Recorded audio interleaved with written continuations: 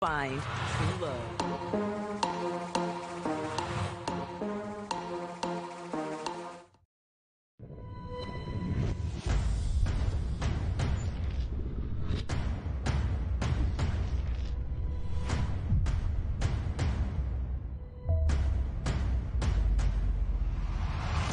ADBN, Advocate Broadcast.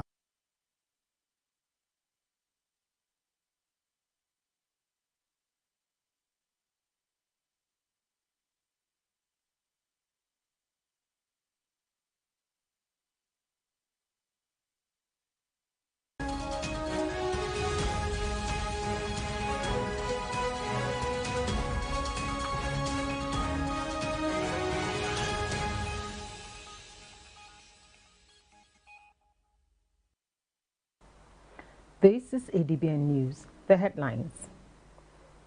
President Tinubu advocates ethical leadership at global conference. Official 2027 election timetable released by INEC. CBN urges Nigerians to protect the naira. And on the foreign scene, Italy approves anti-migrant bill with naval blockade. In sports, CAF confirms Morocco as host of 2026 Women's AFCON. Hello, good evening and welcome. I am Mariam Zakari. Now the details. The Independent National Electoral Commission, INEC, has released the official timetable for Nigeria's 2027 general elections, detailing dates for voting, party primaries, campaigns, and voter registration. Presidential and National Assembly elections are scheduled for Saturday, February 20, 2027, while governorship and state assembly polls will hold March 6. Campaigns for the presidential and legislative contest will run from November 18, 2026 to February 19, 2027, with state-level campaigns beginning December 15, 2026 and ending 24 hours before the elections. Continuous voter registration CVR will start in April 2026 and close in January 2027. Political parties are expected to conduct primaries between July 1 and September 30th, 2026. Submit candidate list for October 31 by October 31, and the final list of candidates will be published on November 15, 2026. National Chairman of the All Progressives Congress, Nentawe Yiruwada, has inaugurated a 137-member National Campaign Council ahead of the 2026 Federal Capital Territory Area Council elections. The inauguration, held at the APC National Secretariat in Abuja, formally flagged off the party's campaign preparations for the FCT poll. Yiruwada described the election as a critical test for the party, urging members to promote unity, strengthen grassroots mobilization across 6 area councils, and reposition the APC ahead of the 2027 general elections. The council is chaired by Kwara State Governor and Nigeria Governors Forum Chairman Abdurrahman Abdurrazak, with Imo State Governor Hope Uzodinma, Yobe State Governor Mai Mala Buni, and Niger State Governor Muhammad Umar Bago serving as co-chairman. Deputy Speaker of the House of Representatives Benjamin Kalu will serve as secretary of the council. Deputy Speaker of the House of Representatives Benjamin Kalu says the current administration has made deliberate efforts to promote inclusiveness in national leadership, particularly for the Southeast. Speaking after a conference meeting, he said the present government has expanded opportunities for broader participation in governance, noting that his active role in national affairs signals that the Igbo are not marginalized. Kalu also cited what he described as significant improvements in the Federal Capital Territory under President Bola Ahmed Tinubu, commending the FCT minister for extending development to grassroots communities. He said the administration's visible projects and measurable impact will form the core of the party's campaign strategy for the forthcoming area council elections. As Secretary of the Campaign Council of the All Progressives Congress for the APC polls, Kalu expressed confidence in the party's readiness to mobilize across the 6 area councils and 68 wards. He pledged strong engagement with the Igbo community in Abuja and said the party is determined to change the narrative of past electoral outcomes in the territory. National Secretary of the All Progressives Congress APC Senator Jibola Bashiru has called for strict adherence to the rule of law as a critical step toward addressing Nigeria's security challenges. Bashiru made the call while delivering a lecture at the 4th Distinguished Personality Lecture of the College of Law, Osun State University, themed Democratic Governance, National Security and the Rule of Law. He said democracy, national security and the rule of law must function together to guarantee stability, noting that democracy confers legitimacy, the rule of law ensures accountability, and security creates the environment for development. He urged the executive, legislature and judiciary to uphold their constitutional responsibilities, advocated the creation of state police to address localized threats, and stressed the need to move from policy discussions to practical implementation of security reforms. Broadcasters have been advised to limit the use of artificial intelligence in the discharge of their duties amid concerns by experts that excessive reliance on AI may undermine journalistic credibility. The caution was given by some broadcast managers in commemoration of the 2026 World Radio Day themed radio and artificial intelligence. Our correspondent David Isang files in this report. Radio station you can't live without. Passion 94.5 From FM. searching signals to changing frequencies, radio has contributed to shaping public opinion, promoting dialogue, and providing access to information, especially in remote communities. In Nigeria and across the world, 13 February is an opportunity for broadcasters, media professionals, and community experts to reflect on the impact of radio programming, content creation, and news delivery. As of February 2025, the National Broadcasting Commission says that over 740 radio stations have been licensed in Nigeria. Despite technological advancements, radio continues to thrive as a resilient medium valued for its immediacy, affordability, and ability to connect directly with audiences. The radio will continue to remain relevant. Nothing will happen to the radio. It can only improve on radio broadcasting formats. Today, both radio and television, our content are working together because some of the richest content that you ever find on earth come from radio programming. And of course, that's where you have the most relaxed conversations, discussions, community-type discussions. Then, of course, traditional type discussions, vernacular that connects with the people locally. And so it comes from radio. So what you now have is a simulation of the digital technologies or technological platforms to radio broadcasting so they can work seamlessly. Incidentally, this year's theme, Radio and Artificial Intelligence, highlights the evolving relationship between traditional broadcasting and emerging technology. AI has only helped to broaden the horizon. For me, that's what it is. Because it's helped you to do things faster, easier, and that. But still, you still need the radio as it was as of old, and the presenters are still presenting. We've not started using other people to present for us. We've not also started using other people to do the mega jobs. So I think that it's a blend. However, media experts emphasized that while AI can assist in research, voice simulation and translation, ethical considerations and professional standards have not been prioritized, hence the need for scrutiny. What technology has also done, which is a blessing, it's also a curse on the other side, is that it has made people lazy. People spend less time on research and absorbing of information because, of course, you can just go to Google or deploy AI and you just get things done. Pop, pop, pop. So it has made the work fast but has made on-air personalities, also known as presenters, to be very lazy. In those days, you need to do a lot of research, even before you go on your radio to do your program. But these days, just click on any word you want to, or any topic you want to, and brrr, it gives you all those stuff. It makes you a lazy reporter, makes you a lazy broadcaster. While experts highlight the evolving trend of radio broadcasting, listeners say that radio keeps them abreast of latest happening, a medium they can't do without. Check around now, like in television, sometimes we do not have NEPA lights. So like me, I like listening to Passion FMs and Inspiration FM, you understand?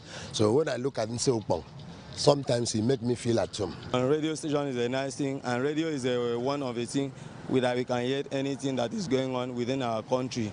So without radio, we can't hear what is going on. Radio and newspaper, they are working together. They say that information is power. So I have listened to so many programs in radio stations. So the radio station have impacted my life a lot. I have learned a lot of things from radio programs. As artificial intelligence reshapes the media landscape, broadcasters are faced with the challenge of balancing innovation with credibility, hence the need for adequate gatekeeping. David Isong, ADBN News. Nigeria has renewed its call for ethical leadership and stronger public institutions as a foundation for peace and sustainable development. Speaking at the Global Council for Political Renewal Conference in Cape Town, President Bola Tinubu, represented by the Minister of Information and National Orientation, Mohammed Idris, said ethical political conduct is no longer optional in a polarized and fast-changing world. He warned that misinformation spreads faster than truth and called for the protection of free expression alongside responsibility, civility, and trust in public discourse. President Tinubu said the administration's renewed hope agenda is focused on strengthening transparency, accountability, and institutional performance through reforms aimed at modernizing public institutions and improving citizens' lives. He reaffirmed Nigeria's commitment to global dialogue and cooperation, stressing that ethics, justice, and inclusive governance remain central to sustainable peace and development. Nigeria has recorded significant diplomatic and institutional gains at its 39th session of the Executive Council of African Union, reinforcing its leadership in Africa's economic integration, peace, security, and democratic governance. Major highlights was the Council's decision to grant Nigeria a permanent seat on the board of the African Central Bank, as well as representation on the board of the Technical Conference Committee of the African Monetary Institute, a precursor to the bank's establishment. In the area of security, candidates jointly endorsed by the Economic Community of West African States were elected into the Peace and Security Council, reflecting regional cohesion. Nigeria also hosted a ministerial high-level panel on regional partnerships for democracy to strengthen democratic institutions and inclusive governance. Foreign Affairs Minister Yusuf Tugar reaffirmed the country's commitment to advancing the African Union's goals and promoting sustainable development across the continent. House of Representatives Committee on Science and Engineering has threatened to recommend zero allocation to the National Center for Technology Management, Nass, in the 2026 budget and to seek the removal of its Director General, Dr. Olushola Odunsanya, over his failure to appear for budget defense in Abuja. Chairman of the committee, Honorable Inua Garba, stepped down consideration of the agency's proposal, warning that persistent disregard for legislative invitations would attract sanctions. The committee also faltered the 2026 budget proposal of the Nigerian Council of Food Science and Technology, NICFOST, expressing dissatisfaction with its 2025 performance and low internally generated revenue, which stood at 385,000 in 2024 and 285,860 naira in 2025. Lawmakers questioned the sharp rise in overheads from 94.40 million in 2025 to 195.73 million in 2026.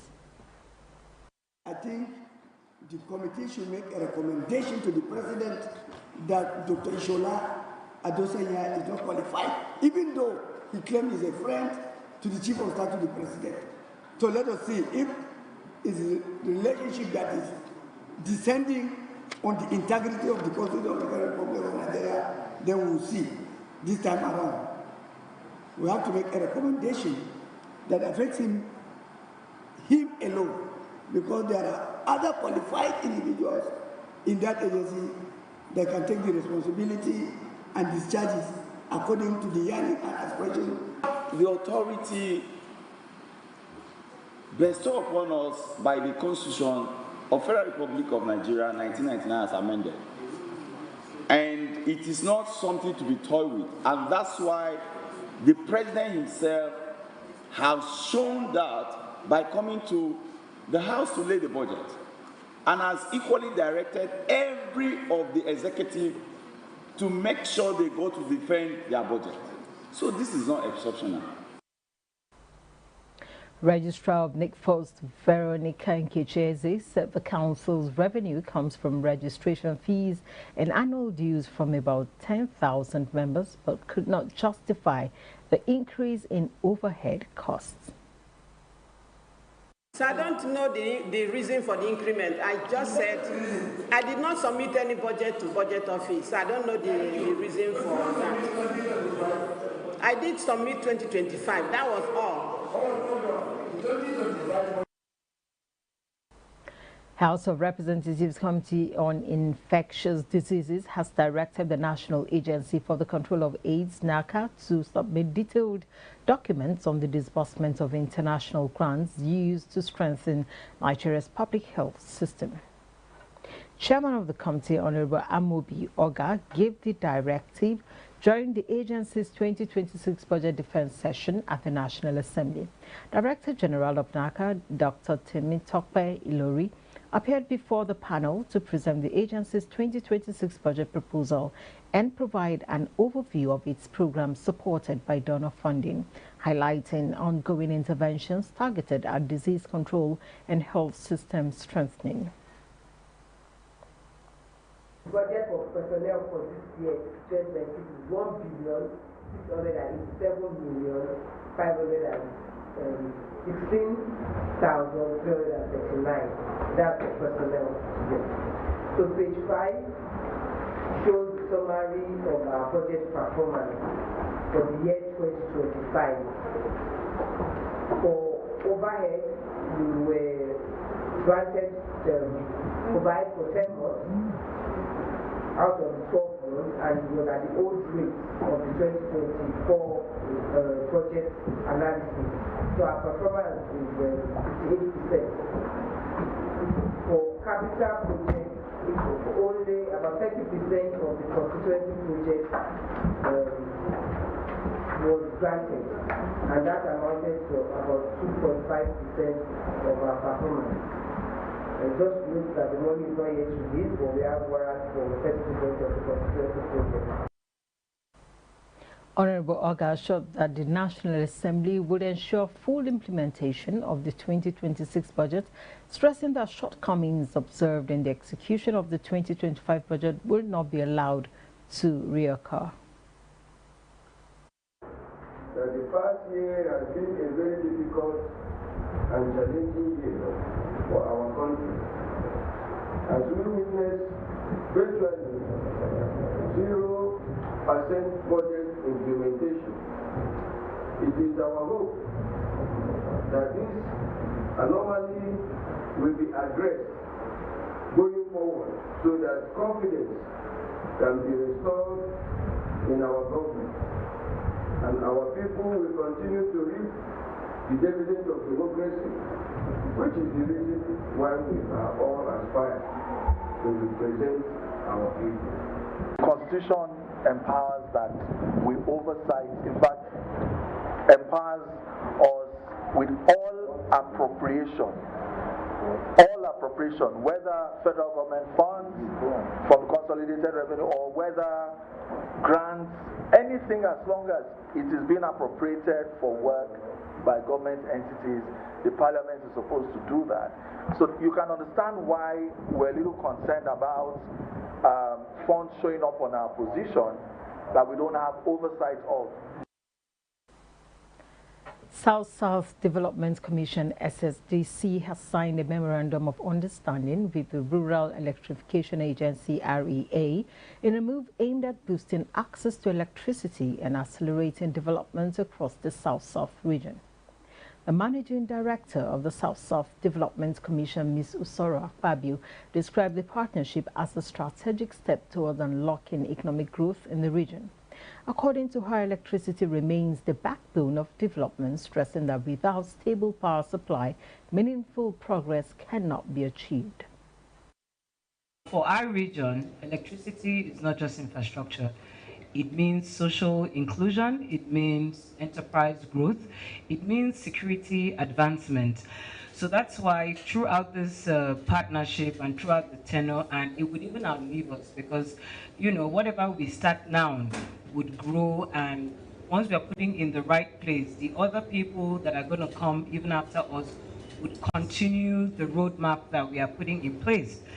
You know, so SSDC is glad to serve as a coordination and a collaborative platform with the Rural Electrification Agency to ensure, you know, structured transactions that are coming are properly guided, sustainability, transparency, and very impactful ways of communicating all your EHAT projects into the region.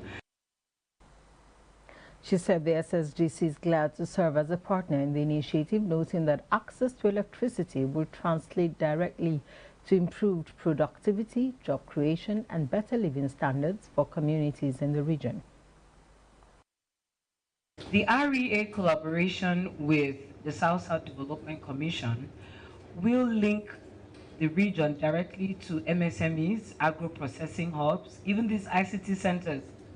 We can't function without, you know, this JV with the power sector through the REA, our youth and women enterprise. All this is a shoot-off of power. Where there is no power, there is no development. So we are now moving, the REA and the SSDC, we are moving from access to productivity, from projects to measurable regional transformation. So this signing is indeed implementation in action. Speaking at the event, the Managing Director and Chief Executive Officer of the Rural Electrification Agency, Abba Abubakar Aliyu, described the signing as a landmark achievement. He said the agreement would provide a framework for both agencies to jointly implement projects that will expand electricity access to underserved communities. In all the discussion with all the development commissions, we had identified the need for signing a framework that will make the two of us co-fund projects together. And in each, everybody will keep telling me that, oh, we want to be the first to sign this MOU, we want to be the first to sign the MOU. And I'm happy to say here and to put it on the record that South-South Development Commission is the first that reached that. It's the Development Commission that we are signing this MOU. Aliyu commended the leadership of the SSDC, saying that development-focused agencies must go beyond waiting for government subventions and actively seek innovative funding sources. He added that the REA has diversified its revenue streams to ensure sustainability and effective project delivery. Also speaking, the Executive Director of Projects at the SSDC assured the REA of the Commission's full commitment, promising that the SSDC would give its best to ensure the success of all joint projects. And I want to thank you because, like you said, a lot of people are struggling to do what we are doing today, but they are behind us, we are in front. So I want to thank you, and because you are the MP, you choose to deal with first. You could have been east, it could have been west, it could have been anywhere. But maybe because of pressure from us and our MD, you decided to put us in front. And I can assure you that the team led by her will do our best to ensure that this relationship that we're going to sign benefit everyone. The Memorandum of Understanding is expected to create a strong funding pipeline that will catalyze critical power projects and drive socio-economic development across the South-South zone. The partnership is seen as a major step towards addressing the region's long-standing power challenges and fostering inclusive growth. Minister of Agriculture and Food Security has described the Argungu Agricultural Show as a strategic platform for attracting investors to Nigeria's agricultural sector. He stated this while delivering remarks at the show organized as part of activities marking the Argungu International Fishing and Cultural Festival, noting that the initiative highlights the country's vast agricultural potential and investment opportunities. Our Northwest correspondent Lowell Aliyu has details of this report. Represented by the Minister of State for Agriculture, Yusuf Tanko Sununu, the minister said the show will no doubt boost farming activities across the country. The Agri Show has the potential to boost the agricultural intentions of our people so that they can go back to the farm and will also attract investors to know that we have a raw material in Kebbi State that can be produced under this. Speaking earlier, the Kebbi State Commissioner for Agriculture and Food Security, Shehu Muhammad, reaffirmed the state government's commitment to achieving food security. This event is an opportunity for us to showcase our agricultural products, promote trade, and attract investments. It is also a platform for us to share our knowledge, expertise, and best practices with others. He noted that the administration of Governor Nasir Idris Gaurangwandu has initiated several agricultural policies aimed at boosting agricultural activities in the state. Also speaking at the event, the chairman of the Enugu State Council of Chiefs, Samuel Ikechukwu Asadu, described the festival as a platform capable of fostering unity and harmony among Nigerians. Yes, Kebbi State is a lucky state. I know we thank and remember the heroes past. People like Otman Danfodio, people like Gwandu, Sheikh Gwandu, people like former presidents of the country. That this Argungu festival has been existing for the past 61 years to celebrate celebration. I was here in Gwandu ceremony, the horse riding 2 years ago, and I enjoyed myself. So as soon as I applied to my governor to come to Kebbi State, he approved it the same day to go there. The reason was, Dr. Peter Mbak, the reason was to promote national unity, to promote national cohesion. Highlights of the event include cultural displays, musical performances, agricultural exhibitions, and visits to various pavilions. From the Argungu International Fishing Festival, Lawal Aliyu, ADBN News. The Nigeria Delta Development Commission has commenced the implementation of a new governance framework to strengthen institutional performance and improve service delivery across the region. Managing Director and Chief Executive Officer Dr. Samuel Ogbuku made this known at the Commission's 2026 Management Retreat in Owerri, Imo State. At the landmark event center in Owerri, Imo State, top management staff of the Niger Delta Development Commission, NDDC, gathered for the 2026 Management Retreat, aimed at repositioning the agency for greater efficiency and impact. The retreat themed Consolidating Performance and Repositioning the Commission for Strategic Impact in 2026 brought together executive directors and departmental heads to review strategies for better governance, improve project delivery, and enhance accountability. Addressing participants, the Managing Director, NDDC, Dr. Samuel Ogbuku, emphasized the need for strong ethics, transparency, and adherence to standard operating procedure to drive sustainable development. We must not lie to ourselves.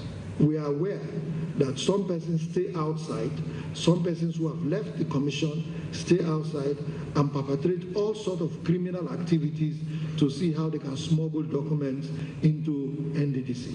So the automation is also going to stamp out all those activities. And for us to fully stamp out all those activities, we must ensure that we go back to verify those projects. So we expect every directorate, every director to also comply and also support this process so that we know that going forward, whatever we're paying are projects that have been verified, are projects that we have done. Director, Planning, Research and Statistics, Dr. Patterson Ogon, said deliberate planning and coordination remains critical to achieving the Commission's mandate. As we transition into a new operational year, it is both timely and necessary to pause, reflect, and realign. This retreat, therefore, provides a structured platform to review our recent performance, consolidate gains, address emerging challenges, and agree on a clear strategic direction for 2026. Experts also urged teamwork and human capital development to boost results. Mechanisms thereby ensuring that the whole system, understands the direction, destination the organization is heading, why it is heading in that direction, and what is required from them to get to that destination. So there's need for what? A policy shift, regulation that says, okay, staff can come to work only twice a week. Well, if the rule says he must go to work every day and you go and change the rule, then you're going to have a lot of problems. We are policy makers at our level. So if we do not meet, that means that things are not going on very well and are not following new and developmental policies that the federal government may have brought out yesterday or last week, so that we deliberate it and enshrine it in our own system and our own peculiarities. Understanding that the pattern of work is no longer the same. You have to key in with a new way of doing things. There's going to be automation. Some people will still not want automation because that is life. Some people, they're used to moving files from one table or the other. But by the time this change comes through with automation, they're setting people's job that may be meshed together, that may be now retrained for certain things. The retreat is expected to strengthen the Commission's performance architecture and accelerate development across the Niger Delta region. Innocent Mwite, ADBN News. Nasarawa State Governor Engineer Abdullahi Sule has performed the groundbreaking of a 10,000-hectare cassava processing industrial ecosystem in Kokuna local government area, describing the project as a catalyst for rural industrialization, job creation, and community development. The governor emphasized peace, fairness, and community participation as critical to the project's success. Our correspondent Mario Gigi brings us details of this report. Governor Abdullahi Sule describes the project as a people-centered initiative that must be driven by peace, mutual respect, and fairness between the company and the host communities. I want to sincerely thank you for accepting this project, which is one of the main reasons why I decided to come, so that I will see how you accept the project, because it's very important to me that you are also understanding the project, accepting the project, and benefiting, from what is happening in this project.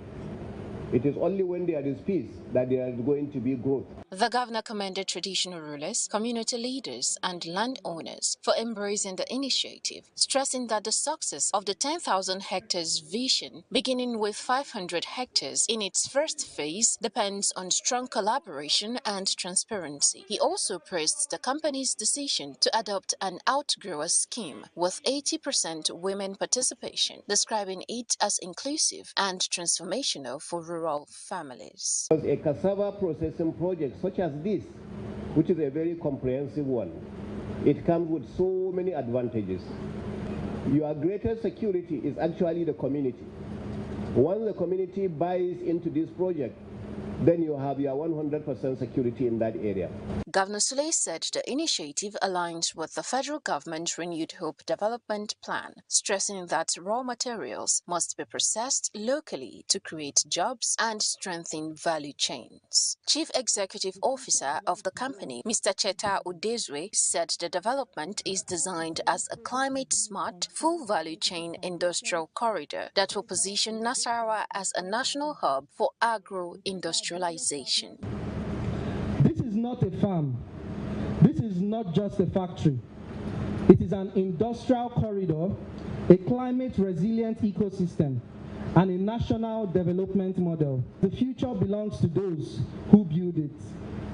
President of the National Cassava Growers Association described it as the first 10,000 hectares cassava farm of its kind in the country, saying Nasarawa State is in line with industrial development, while on behalf of the community, the Abagatoni, His Royal Highness Lawrence Ayi, pledged their continued support as the project tends to provide jobs and sustainable development. And of course, on HQCL, in the last 2 or 3 months, we've been discussing this at the National Assembly. I've been there and discussing the issue of inclusion of 20% of cassava flour into wheat so that we can reduce our import bill. Our import bill on wheat is about almost $6 to $7 billion now. And if we can be able to include just 20% of that, it means the revenue of $2 billion will come to cassava. So Nasarawa State is in line with this industrial development. As a community, as a local government, we'll continue to support you in all that you do. Governor Sule thereafter performed the groundbreaking. Mary Ujiji, ADBN News. You're watching ADBN News at 7. Stay with us. More news after the break. In a world constantly in flux, news moves fast, stories collide, opinions swirl. Who helps you make sense of it all? It's me, ADBN, of course. Every week, I take you beyond the headlines, cutting through the maze, asking the tough questions, and spotlighting the stories shaping our world. From politics to culture, business to global affairs, community pulse to everything that defines human existence, News Eddies brings you the currents that matter. Stay informed, stay ahead. Join me, ADBN, for News Eddies, 9 p.m. every Sunday on ADBN TV.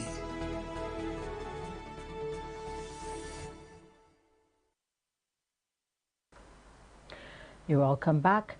Federal government has launched a renewed security push to stem rising violence and reassure vulnerable communities across Nigeria's north-central region.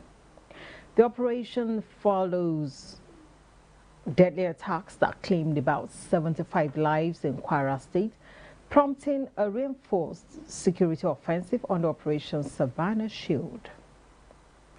Military police and National Forest Guard units have been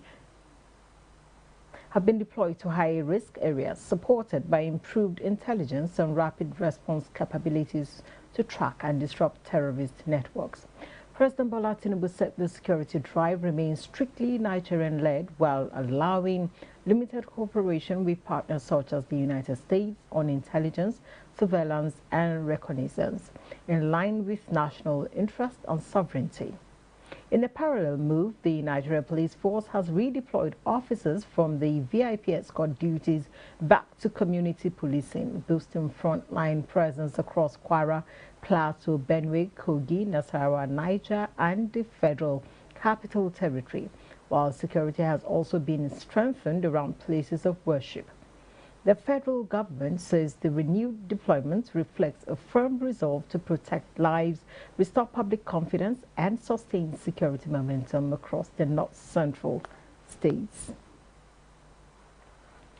Federal Capital Territory Police Command has arrested 13 suspected members of a notorious armed robbery syndicate linked to multiple violent attacks across Abuja. The suspects were apprehended during an intelligence-driven operations carried out by the Command Scorpion Squad in Durumi and Apo Waru between January 10th and 12th, 2026, following reports of robberies in Asokoro, Mabushi, Utako, and other areas. Police say the suspects opened fire on operatives during the raids but were overpowered after a gun battle. CCTV footage from one of their recent operations helped in identifying and tracking the gang, which is also linked to robberies in Gwagwalada, Wuse, Jahi, and other parts of the FCT. Items recovered include an AK-47 rifle, a locally fabricated rifle, a Jericho pistol, live ammunition, and a stolen Toyota Corolla, mobile phones, cash, and assorted charms. Police say investigations are ongoing and the suspects will be charged to court. Away from that, Nigeria's investment regulators are intensifying efforts to rebuild public trust and broaden participation in the capital market through strengthened investor education and enforcement. The National Orientation Agency and the Securities and Exchange Commission have agreed to deepen collaboration to promote legitimate investment opportunities and curb fraudulent schemes. NOAA Director General Lanre Issa Onilu described Ponzi schemes as a reflection of weakened national values and said the agency would drive awareness using its 818 offices and 193 partner radio stations broadcasting in over 70 languages nationwide.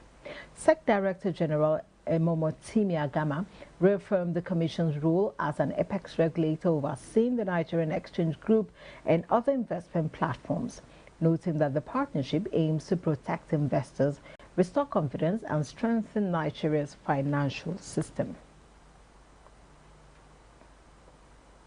Central Bank of Nigeria has urged Nigerians to protect the naira, warning against mutilation, counterfeiting, and improper handling of the national currency. Speaking at the 47th Kaduna International Trade Fair, the bank's representatives Sidi Ali Hakama and Abbas Ibrahim Ahmed stressed the importance of clean banknotes and assured a steady supply of currency across the country. The CBN also highlighted ongoing reforms including foreign exchange unification, bank recapitalization, the non-resident bank verification number, and the B-Match system aimed at promoting financial inclusion, economic resilience, and Nigeria's goal of a $1 trillion economy by 2030. Today, Nigeria ranks among Africa's most advanced digital payment markets. Fintech adoption continues to accelerate with leading payment applications recording between 10 and 50 million downloads, alongside over 12 million contactless cards currently in circulation. I assure you that the Central Bank of Nigeria remains committed to providing timely to maintain economic stability, advancing structural reforms, and enhancing collaboration with key institutional stakeholders and partners. We also reaffirm our commitment to ensuring the ongoing supply of clean currency notes in the appropriate mix. Simultaneously, we call on all Nigerians to recognize the naira as a crucial symbol of our national identity. Please respect it. Keep it clean. Do not spray, counterfeit, mutilate, or hog the naira. The CBN added that the reforms have improved transparency, strengthened monetary policy transmission, and reinforced macroeconomic stability, particularly following the discontinuation of deficit monetization, and revealed that Nigeria now ranks among Africa's most advanced digital payments markets, with leading fintech applications recording between 10 and 50 million downloads and more than 12 million contactless cards currently in circulation. The introduction of the non-resident BVN to connect Nigerians in the diaspora to local banking services, the B-Match system for foreign exchange trading, the unveiling of the Nigerian Payment System Vision 2028, the introduction of a 75% cash reserve ratio on non-treasury single account public sector deposits to enhance liquidity management, and deliberate efforts to position Nigeria as a leader in digital finance through a thriving fintech ecosystem. Collectively, these reforms have enhanced transparency, supported disciplined price discovery, and strengthening monetary policy transmission, improved coordination and collaboration between fiscal and monetary policy authorities. In his remarks, President of the Kaduna Chamber of Commerce, Industry and Mines and Agriculture, Farouk Suleiman, commended the central bank for its reform initiatives, noting that the business community is already witnessing improved economic stability. From reforms to results, economic transformation through sustained local content development, which we believe CBN stands by it, which we believe, and we are beginning to feel, the reforms in central bank. If not for the reforms, we wouldn't have had the stability that we're having, and they are witnessing soon. And the Naira has continued to strengthen. CBN says it continues to serve as a platform for dialogue among policymakers, investors, and the business community on Nigeria's economic transformation agenda. You're still watching ADBN News at 7. Stay with us for more stories from the foreign scene and sports desk after this break. The overall function of the parliament is adequate representation of their constituents in state echoes the federation. Removal of fuel subsidy, resources to critical sectors such as education and health. A call to unity and progress of the Federal Republic of Nigeria. Nass Unplugged is a program that will highlight topical issues from both chambers of the National Assembly, from bills, motions, and constituency projects. Guys have it. Catch the program on ADBN TV, Mondays, Wednesdays, and Fridays, as we bring you activities of the National Assembly as it affects the people. During the flood disaster in Maiduguri and its environs. For increase in the number of judges in the High Court of the Federal Capital Territory, Abuja. The eyes have it. Nass Unplugged, Mondays, Wednesdays, and Fridays at 8 p.m.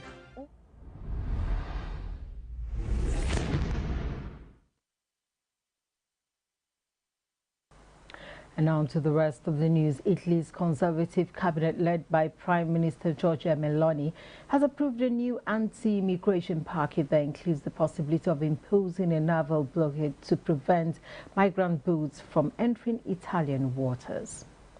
The bill also calls for stricter border surveillance, closer cooperation with European agencies, and expands the list of convictions for which foreigners can be expelled. Under the proposal, authorities could ban boats for up to 30 days in cases of serious threat, extendable to 6 months during large migrant inflows or national security concerns. Violations could result in fines up to $59,400 and confiscation of vessels, a measure seen as targeting humanitarian rescue ships. Intercepted migrants could be transported to third countries with which Italy has agreements. Humanitarian groups have criticized the measure. Giorgia Linardi of Siwa said the blockade may conflict with international law, stressing that rescuing people at sea is a legal duty. The bill now requires approval by both chambers of the Italian parliament before becoming law. And now talking sports, President of the Confederation of African Football, CAF, Patrice Motsepe, has reaffirmed that the 2026 Women's Africa Cup of Nations WAFCON will proceed in Morocco as planned. Speculation had emerged suggesting Morocco could withdraw from the hosting duties in the aftermath of the 2025 Africa Cup of Nations, prompting reports that South Africa had indicated willingness to step in if required. However, speaking at a news conference in Tanzania on Friday, Motsepe dismissed the uncertainty, expressing confidence that both the host nation and tournament schedule remain unchanged. The 2026 WAFCON is set to take place from 17th March to 3rd April, with Nigeria Super Falcons entering the competition as defending champions. Godswill Akpabio United have announced the signing of 4 players to strengthen their squad ahead of the second stanza of the league, which begins with a fixture against Osun United on Saturday, February 14th by 3 p.m. at the Uyo Township Stadium. Leading the new arrivals is former Rovers FC Dakada striker Utibe Achibong, alongside forward Kingsley Akpan and midfielders Lawrence Efyong and Godwin Iang. Head coach Lawrence Ita expressed confidence in the quality of the additions, stating that their experience will be vital as the team pushes to secure the sole promotion ticket from Conference B to the Nigeria Premier Football League (NPFL). Godswill Akpabio United host Osun United in a matchday 10 fixture on Saturday, February 14th by 3 p.m. at the Uyo Township Stadium. Team Nigeria have been handed a challenging draw in the 2026 Davis Cup World Group 2, where they will face Morocco in September for a place in World Group 1. The tie renews a growing rivalry between the two nations, recently reignited at the 2025 Africa Cup of Nations hosted by Morocco. Like that encounter, the Davis Cup fixture will also be staged on Moroccan soil. Morocco dropped into World Cup Group 2 after losing their World Cup Group 1 playoff to Colombia at the USM Tennis Club Stadium in Casablanca, a contest that was overshadowed by heated scenes on and off the court. Nigeria, meanwhile, secured their place in World Group 2 with an impressive 3-1 victory over higher-ranked Uzbekistan at the Lagos Lawn Tennis Club. The result has boosted confidence within the team and improved the country's standing in the Davis Cup rankings.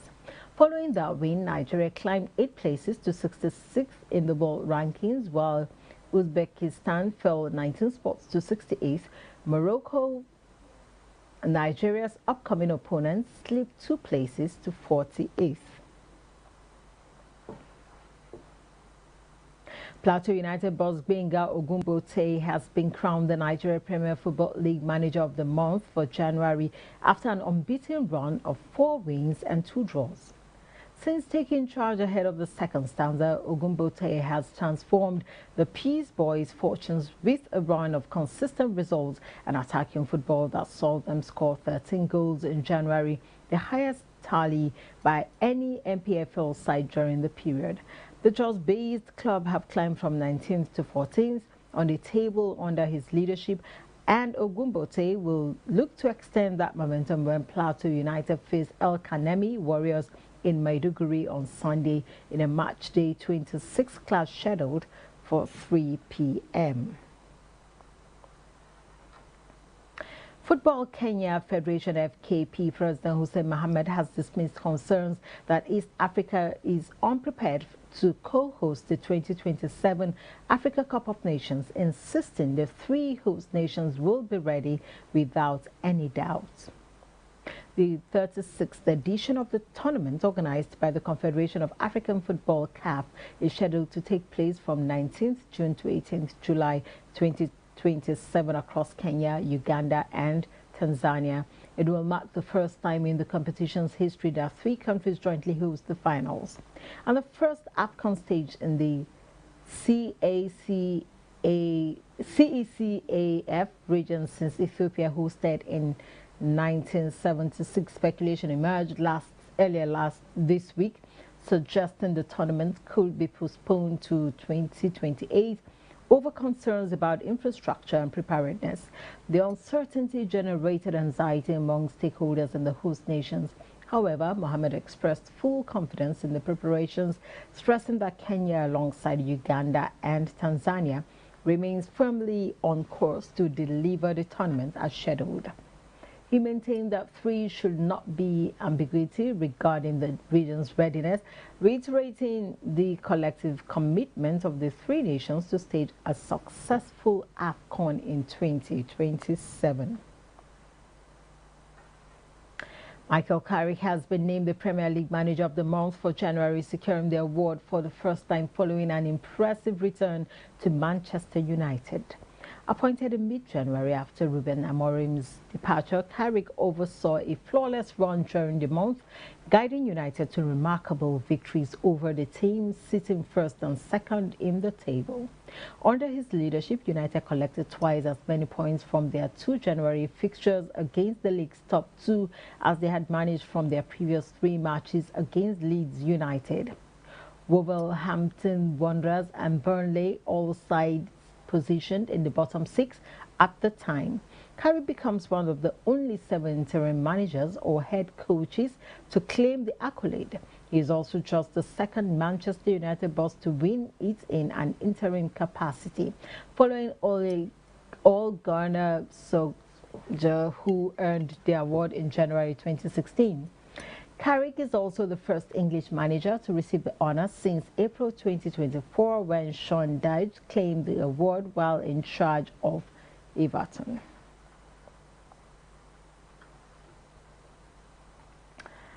Igor Tudor has agreed a deal to take charge of Tottenham Hotspur as interim head coach until the end of the season.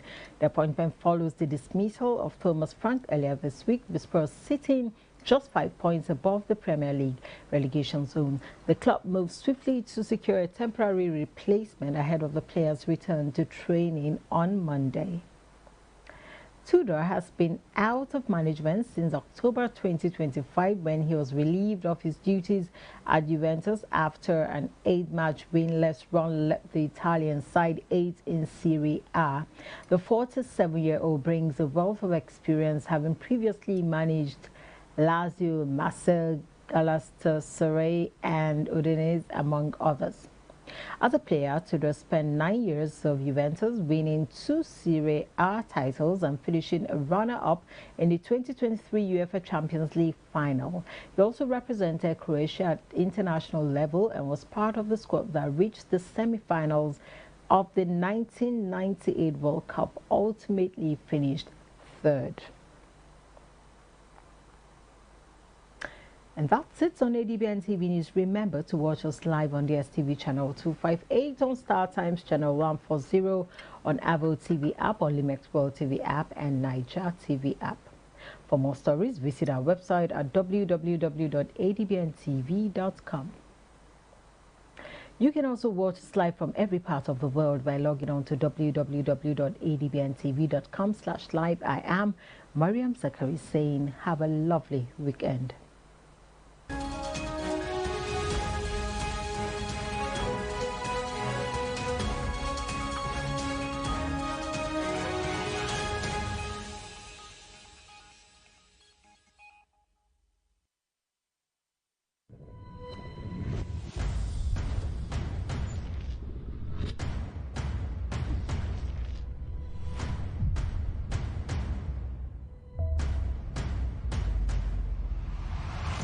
ADBN, Advocate Broadcasting Network.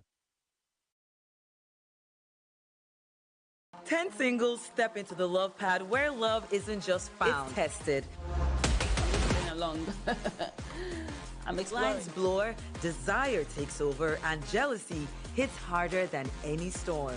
I'm jealous, and that's not something I hide.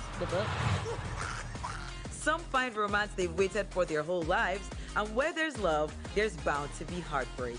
In the love pad, every heartbeat counts, but in the end, who will find true love?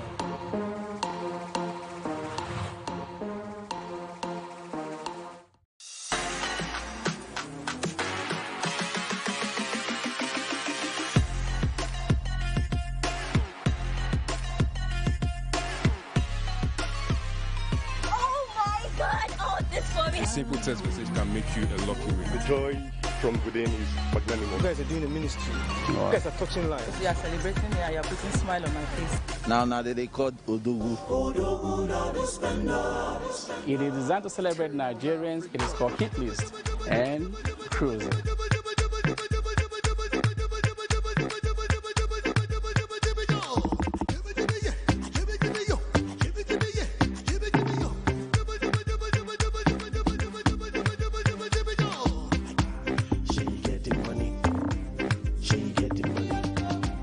If you get the money, oh, you're spending money.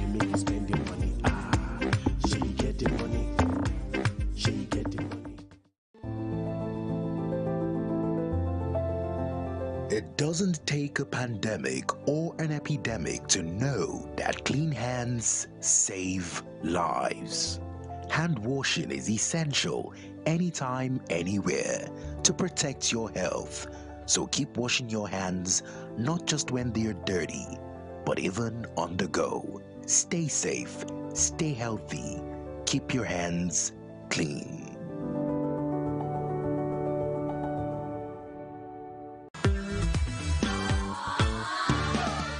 On the go. ADBN is everywhere you are. Stay connected with us across all our social media and streaming platforms for exclusive news updates, captivating stories, and more. Join the ADBN community today via our various platforms. An Avo TV app, ADBN Channel 121, Niger TV